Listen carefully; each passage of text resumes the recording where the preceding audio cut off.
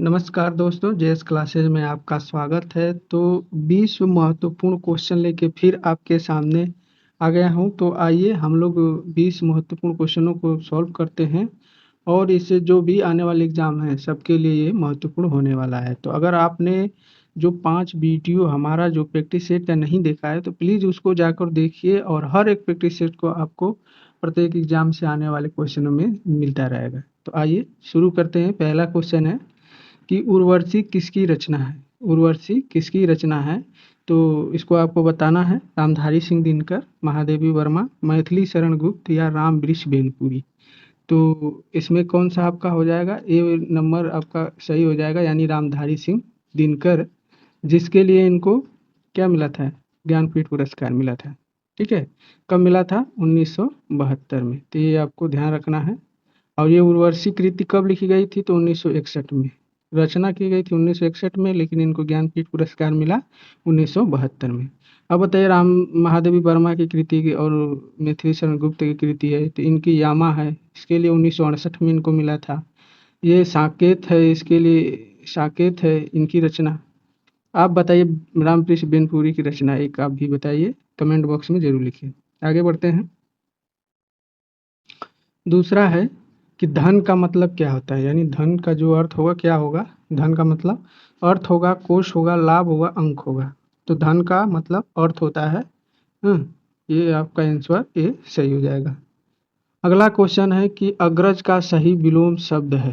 तो आपको बताना है कि अग्रज का सही विलोम शब्द कौन सा है। सूक्ष्म है, लघु है, अनुज है या बड़ा। तो अग्रज का कौन सा विलोम शब्द है, अनुज, यानी सी वाला आंसर आपका सही हो। सूक्ष्म का बताना है। सूक्ष्म का स्थूल होता है, लघु का दीर्घ होता है, बड़ा का छोटा होता है। तो इसको भी आप ध्यान रखेंगे। आगे 4 नंबर क्वेश्चन दिया है, स्वर संधि में किसका मेल होता है। स्वर संधि में किसका मेल होता है, व्यंजनों का, स्वरों का, शब्दों का या वाक्य का। तो आप जानते हैं कि जब स्वर संधि है तो स्वरों का मेल होगा, यानी बी वाला आंसर आपका सही हो जाएगा। बी आंसर आपका सही है। आगे बढ़ते हैं। 5 है, समासिक पद को तोड़ना कहलाता है। समासिक पद को तोड़ना कहलाता है संधि विच्छेद, समासिक शब्द, समास या समास विग्रह। तो समासिक पद को तोड़ना क्या कहलाता है, आपका समास विग्रह, यानी डी वाला आंसर आपका सही हो जाएगा। अगला है, कर्मवाच्य में प्रधान होता है। अगर कर्मवाच्य में प्रधान है तो उसको क्या बोलते हैं, कर्म बोलते हैं, कर्ता बोलते हैं, क्रिया या भाव बोलते हैं। तो जब कर्म में प्रधानता होगा तो कर्मवाच्य बोलते हैं, यानी जब कर्म की प्रधानता होगी, यानी ए वाला आंसर आपका सही हो जाएगा। ठीक है, आगे बढ़ते हैं। 7वां है कि इस विराम चिन्ह का नाम बताइए। तो अल्प विराम है, उप विराम है, पूर्ण विराम है या समासिक चिन्ह है। तो इसको आपको बताना है और जितने भी ऑप्शन है सब चिन्हों के बारे में आपको याद रखना है। देखिए, अल्प विराम होता है, ठीक है, अल्प विराम क्या होता है, ऐसे, ठीक है, अल्प विराम हो जाएगा। उसके बाद उप विराम होता है, इसी को बोलते हैं उप विराम। ये जो दिया हुआ है बी वाला आंसर आपका सही हो जाएगा, उप विराम बोलते हैं इसको। और पूर्ण विराम होता है ऐसे।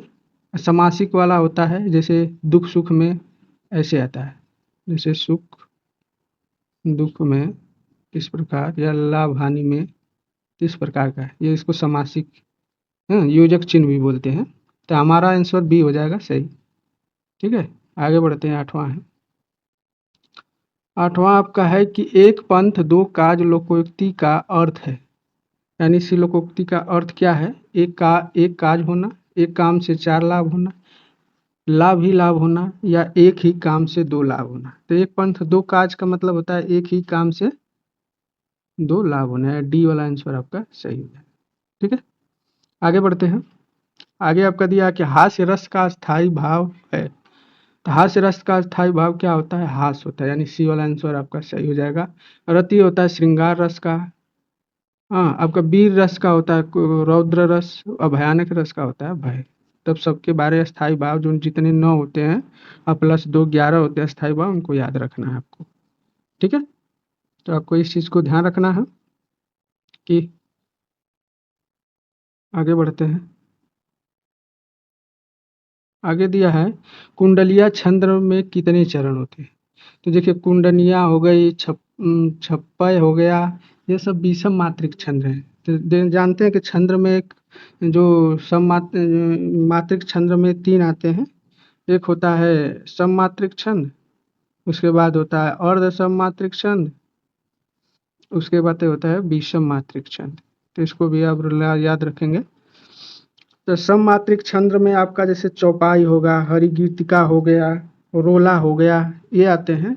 अर्ध सममात्रिक में हो गया दोहा हो गया, रोला हो गया, नहीं सॉरी दोहा हो गया, आपका उलाला हो गया, ये अर्ध सममात्रिक में होते हैं।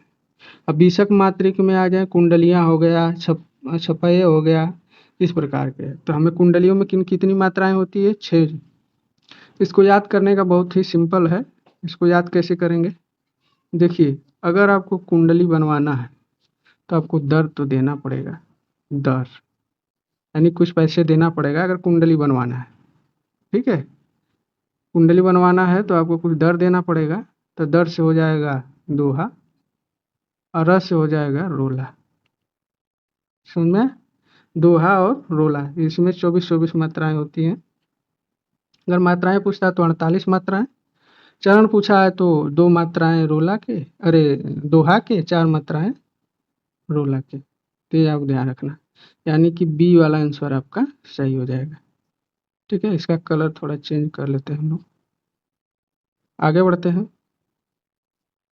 11 है, वर्णों की एक से अधिक बार आवृत्ति किस अलंकार में होती है? तो वर्णों की बात किया है तो वर्णों की उपमा अलंकार, श्लेष अलंकार, अनुप्रास अलंकार या यमक अलंकार। तो जब वर्णों की आवृत्ति एक से अधिक बार होती है तो क्या होता है आपका? अनुप्रास अलंकार, यानी कि सी वाला आंसर सही हो जाएगा। आगे निम्नलिखित में से अयोगवाह हैं। तो अयोगवाह में जानते हैं कि 2 होते हैं, उनके बारे में बात करते हैं। अयोगवाह, इसमें अंग होता है, एक होता है अ। ठीक है, इसको क्या बोलते हैं? इसको बोलते हैं विसर्ग, इसको विसर्ग बोलते हैं। और इसको क्या बोलते हैं? आप कमेंट बॉक्स में दीजिएगा। तो अंग और, यानी कि डी वाला आंसर आपका सही हो जाएगा। डी वाला आंसर सही, ए बी दोनों। ठीक है, आगे बढ़ते हैं। तपस्वी का स्त्रीलिंग होगा तापसी, तपस्विनी, तपस्वनीय या तपसी। तो इसमें आपको बताना है तपस्वी का क्या होगा? तपस्विनी। यह नहीं होगा, तपस्विनी, यानी बी वाला आंसर आपका सही हो जाएगा। ठीक है, आगे बढ़ते हैं। 14 है कि आचार्य का पुल्लिंग शब्द होता है आचार्य, गुरु, आर्य या आचार्य। तो आचार्य का आचार्य नहीं होगा, यहाँ पर आचार्य होगा। ठीक है, आचार्य होगा, मिस्टेक हो गया प्रिंटिंग में, टाइपिंग में। तो ये आचार्य का पुल्लिंग होगा आचार्य, यानी ए वाला आंसर आपका सही हो जाएगा। आगे पुस्तक रखी है, वाक्य में वचन है, एक वचन, बहुवचन है, द्विवचन, एक वचन, त्रिवचन। तो पुस्तक रखी है, अगर पुस्तकें रखी है तब बहुवचन होता, लेकिन यहाँ बोला पुस्तक रखी है तो एक वचन, यानी सी वाला आंसर आपका सही हो जाएगा। ठीक है, 16 नंबर। शिक्षक ने पाठ पढ़ाया, किस कारक का प्रयोग पढ़ाया है? तो कर्ता ने कर्म को, तो कर्ता ने आ गया ना, तो कर्ता कारक होगा। कर्म को होता है तो कर्म को हो जाता है। अपादान, अपादान होता है अलगाव को व्यक्त करता है, जिसमें से होता है। ठीक है, करण से होता है, ये से जुड़ाव को जोड़ने को, भाव को व्यक्त करता है, ये अलगाव को। ठीक है, तो हमारा आंसर कौन सा हो जाएगा आपका? सी वाला आंसर आपका सही हो जाएगा। ठीक है, सी। आगे है पुरुषवाचक सर्वनाम कितने होंगे? तो जानते हैं कि पुरुषवाचक सर्वनाम कितने? 3 भेद होते हैं। तो ये वाला आंसर सही हो जाएगा आपका, प्रथम पुरुष, मध्यम पुरुष और उत्तम पुरुष। इस चीज को ध्यान रखना। विशेषण के मुख्यतः कितने भेद होते हैं? 3, 4, 2, 5। तो इसके 4 भेद होते हैं, आंसर बी सही हो जाएगा। ठीक है, तो ये चीज़ को ध्यान रखना है आपको। हाँ, अगर 4 भेद के बारे में आपको बात करना है, कौन कौन से 4 भेद होते हैं? तो एक गुणवाचक विशेषण, संख्यावाचक विशेषण, परिणामवाचक विशेषण और सार्वनामिक विशेषण, यानी 4 होते हैं। ठीक है, आगे चलते हैं। आगे आपका 2 है, निर्गुण शब्द में उपसर्ग है। तो निर्गु में उपसर्ग है। उपसर्ग मतलब वो जो किसी भी शब्द के पहले, पूर्व या पहले लगता है उसको उपसर्ग बोलते हैं।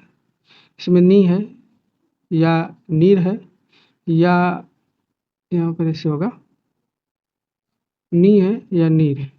तो आपको इसमें बताना है कौन सा सही होगा। बी वाला आंसर नीर है, उपसर्ग है। खिलौना शब्द में प्रत्यय है। खिलौना शब्द में प्रत्यय है तो औना, यानी बी वाला आंसर आपका सही हो जाएगा। प्रत्यय वो होता है जो शब्द के बाद में लगता है, उसे प्रत्यय बोलते हैं। ठीक है, तो ये वीडियो कैसा लगा कमेंट बॉक्स में ज़रूर लिखें, और ज़्यादा से ज़्यादा हमारे चैनल को सब्सक्राइब करें, लाइक करें और शेयर करें। ठीक है, बस आज के लिए बस इतना ही। जय हिंद, जय भारत, और अपना ख्याल जरूर रखें। धन्यवाद।